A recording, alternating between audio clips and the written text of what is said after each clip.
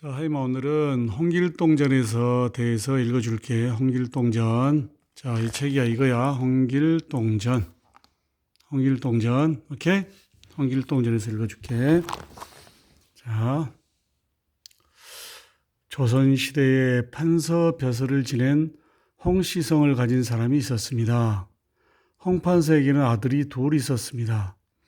큰 아들 인형은 본부인 유씨에게서 태어났고 둘째 아들 길동은 하녀 춘섬의 몸에서 태어났습니다. 길동은 생김새가 반듯하고 남달리 재주가 많고 똑똑히 보는 이마다 칭찬을 아끼지 않았습니다. 길동이는 틀림없이 큰 인물이 될 거야. 춘섬이가 길동이를 가졌을 때 용이 하늘로 올라가는 꿈을 꾸었다는데 그러나 길동은 그런 칭찬을 들을 때마다 오히려 가슴이 아팠습니다. 그 시대에는 본부인이 아닌 다른 여자의 몸에서 태어난 아이는 아무리 똑똑해도 벼슬을 할 수가 없었습니다. 얘가 길동이야. 얘가 길동이야. 길동이 지금 여기는 꿈꾸고 있는 거야. 용이 태어났대. 용이 나타났대. 꿈속에서 엄마. 어느 밝은 가을밤이었습니다. 열심히 책을 읽고 있던 길동은 갑자기 책을 밀쳐놓고 일어섰습니다. 아, 답답하구나. 벼슬에 오를 수도 없는데 내가 공자나 맹자를 읽으면 못에 쓰겠는가. 차라리 칼을 휘두르며 천하를 내 마음대로 호령해 보았으면 좋겠다. 아니, 앉아야지. 앉아. 밖으로 뛰어나가는 길동이 손에는 칼 한 자루가 쥐어져 있었습니다. 헤헤, 잠자네. 달빛이 대낮같이 밝은 가운데 길동은 손에 쥔 칼을 힘차게 휘둘렀습니다. 에잇! 얏! 밝은 달빛 속에 번쩍이는 칼날이 날카로웠습니다. 길동의 두 눈이 빛났습니다. 하긴 태교도 있지 않냐. 뱃속에서도 다 듣잖아, 애들도. 그러니까 잠자면서 들어도 다 알겠지. 자, 그 후로 길동은 무술에 대한 책을 읽기도 하고 혼자 공리대에 가며 칼 쓰는 법을 익혔습니다. 드디어 이제는 더 이상 혼자 배울 것이 없을 정도가 되었습니다. 그 무렵 홍판서 댁에는 길동의 어머니 춘선 말고 홍판서의 사랑을 받는 또 한 여자가 나타났습니다. 초란이라는 그 여자는 성질이 고약하여 제 비위에 거슬리는 일만 있으면 홍판서에게 일러 바치곤 하였습니다. 아들이 없는 초란은 특히 길동과 어머니 춘섬을 미워했습니다. 어느 날 초란은 몰래 무당을 불러 돈꾸러미를 던져주고 길동을 없앨 방법을 의논했습니다. 좋은 수가 있긴 있는데 그 다음날 무당은 홍판서 댁을 찾아왔습니다. 안녕하십니까 대감마님. 무당은 홍판서에게 공손히 절을 했습니다. 그대는 뭘 하는 여자며 무슨 까닭으로 날 찾아왔느냐? 홍판서가 물었습니다. 저는 관상을 보는 여자입니다. 마치 대감댁 앞을 지나다 되게 심상치 않은 기운이 서려 있어 이렇게 들어왔습니다. 그렇다면 안으로 들어오너라. 때마침 길동이 홍판서의 부름을 받고 사랑에 나와 있었습니다. 방으로 들어온 무당은 길동을 흘끗 쳐다보더니 깜짝 놀란 표정을 지었습니다. 이 이야기는 대감님 혼자만 들으셔야겠습니다. 홍판서는 길동을 밖으로 내보냈습니다. 어서 말해보게. 이 댁에 서린 심상치 않은 기운은 바로 저 아드님 때문입니다. 뭐라고? 좀 더 자세히 말해보게. 아드님의 관상을 보니 장차 왕이 될 상입니다. 행여 집안에 큰 화가 미칠까 두렵습니다. 홍판서는 깜짝 놀라 한동안 멍했습니다. 홍판서가 놀라는 것도 무리가 아니었습니다. 길동이 같은 처지의 왕이 될 상이라면 역적으로 몰려 온 집안이 화를 면치 못할 것이기 때문입니다. 지금 한 이야기를 절대 입 밖에 내지 마라. 이 말을 지키지 않을 때는 가만두지 않겠다. 홍판서는 무당에게 돈을 주며 부탁했습니다. 그리고 길동을 불러 앞으로는 뒷곁에 있는 별당에 들어가 글 공부만 하라고 명했습니다. 별당에 갇히다시피 한 길동은 한층 더 가슴이 답답했습니다. 그래서 군대를 부리고 적과 싸우는 방법을 적어놓은 병법책만 읽었습니다. 이 사실을 알게 된 홍판서의 근심은 이만저만이 아니었습니다. 길동이 본디 뛰어난 놈이니 병법을 배워 딴 마음이라도 보면 큰일인데 어떻게 하지? 마침내 홍판서는 병을 얻어 자리에 눕고 말았습니다. 무당과 짜고 홍판서의 마음을 어지럽혀 놓은 초라는 이번엔 봉부인 유씨에게 나아갔습니다. 대감께서 병이 나신 건 길동이 때문입니다. 영한 무당이 길동을 보고 장차 왕이 될 상이라 했습니다. 그 말을 듣고 고민하다 그만 병을 얻으신 것입니다. 유씨 부인의 얼굴빛이 달라졌습니다. 그러니 길동을 없애버리면 대감님 병도 낫고 집안도 화를 면할 것입니다. 아무리 그래도 어떻게?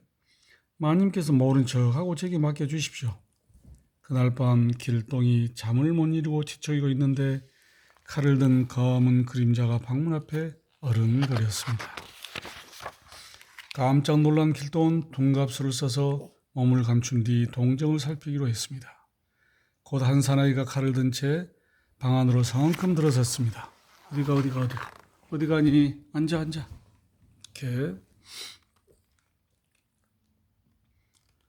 길동이 눈을 지그시 감고 무엇인가를 열심히 외우자 갑자기 바람이 일더니 길동이 누워있던 집은 온데간데 없고 깊은 산중으로 변했습니다. 길동을 죽이라는 초란의 명을 받고 온 특제는 이 기이한 일에 몹시 놀랐습니다.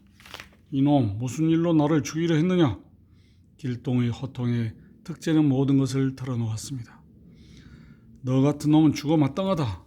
길동은 단칼에 특제의 목을 베어 죽였습니다. 그리고 그 길로 달려가 무당도 죽였습니다. 그래도 분이 안 풀린 길동은 초란까지 죽이려고 했습니다. 하지만 아무리 못된 여자라도 아버지의 사랑을 받고 있으니 내 어찌 죽일 수 있겠는가 생각을 고쳐먹은 길동은 홍판서와 어머니 춘섬에게 작별 인사를 하고 집을 떠났습니다. 길동이 떠난 후 비로소 사정을 알게 된 홍판서는 초란을 내쫓아버렸습니다. 길동은 정처 없이 떠돌아다니다가 어느 산속 마을에 이르렀습니다. 산길 옆 큰 바위 밑에 이상하게 생긴 돌문이 있어 밀고 들어가니 함상궂게 생긴 사나이들이 앞을 가로막았습니다. 당신은 누구요? 어디서 왔소? 사나이들은 길동을 수상쩍은 눈으로 훑어보며 물었습니다. 길동이 집을 떠나오게 된 사정을 이야기하자 첫눈에 만만치 않은 인물임을 알아차렸던 사나이들은 반색을 했습니다. 그만하면 우리 동지가 될 자격이 충분하구려. 그곳은 도둑의 소굴이었습니다. 우리 세상에서는 무엇보다 힘이 제일이니 어디 저기 있는 돌을 한번 들어보시오. 그 말에 길동은 빙그레 웃으며 그 돈을 양손으로 잡았습니다. 에잇! 돌은 번쩍 들렸습니다. 우리 하임이는 또 동아철기에 또 잠을 잘라 그러네. 무게가 1000근이나 되는 큰 돌을 힘 하나 안 들이고 번쩍 드는 것을 보고 아예 이제 돌아서서 누워버리네. 도둑들은 모두 감탄하여 입을 다물지 못했습니다. 와, 과연 장사로다. 우리는 이 돌을 들기는커녕 움직일 수조차 없는데. 도둑들은 즉시 길동을 높은 자리에 앉히고 그 앞에 무릎을 꿇었습니다. 우리 중 가장 힘센 사람을 두목으로 삼기로 했으니 부디 우리의 두목이 되어 주십시오.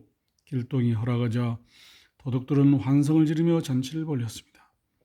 도둑의 두목이 된 길동은 온 정성을 기울여 부하들을 훈련시킨 끝에 어디에 내놓아도 뒤지지 않을 강한 부대를 만들었습니다. 홍길동과 부하들은 그 후로 활빈당이라는 이름 아래 눈부신 활약을 했습니다. 그들이 주로 하는 일은 옳지 못한 짓을 해서 돈을 번 사람들의 재물을 빼앗아 가난한 사람들에게 나누어주는 것이었습니다. 어느 날 부하들이 홍길동에게 와서 보고를 했습니다. 두목님, 백성들은 굶주림에 허덕이는데 해인사 중들은 지나치게 잘 먹고 잘 산답니다. 이튿날 길동은 과거 공부를 하러 서울에서 온 판서의 아들이라고 하면서 해인사를 찾았습니다.